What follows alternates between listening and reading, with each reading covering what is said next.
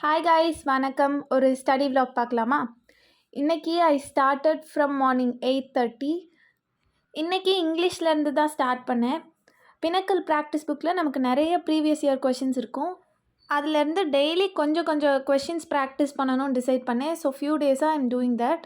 டேரெக்டாக ஒரு கொஷினும் சொல்யூஷன் பார்த்து படிக்காமல் ஒரு டெஸ்ட் போடுற மாதிரி அப்ரோச் பண்ணோன்னா எவ்வளோ தப்பான கொஷின், எவ்வளோ கரெக்டான கொஷின், தென் எதுலெல்லாம் இம்ப்ரூவ் பண்ணணும் அப்படிங்கிற ஒரு ஐடியா கிடைக்கும்.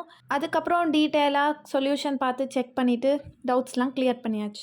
அடுத்து நான் படிக்க ஸ்டார்ட் பண்ணது ஜென்ரல் ஸ்டடீஸ் பொறுத்த வரைக்கும் என்னோடய ப்ரிப்ரேஷன் ஸ்டார்டிங்கில் நான் நிறைய செக்ஷனல் டெஸ்ட் போட்டு அதில் தெரியாத ஆன்சர் ரிவ்யூ எல்லாத்தையுமே தனியாக நோட் பண்ணி எழுதி வச்சுருப்பேன்.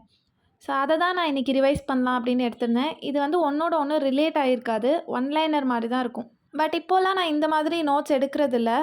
ஸோ எப்படி எஃபிஷியண்ட்டாக நோட்ஸ் மேக்கிங் பண்ணணும் அப்படிங்கிறத நான் அப்கமிங் வீடியோஸில் சொல்கிறேன்.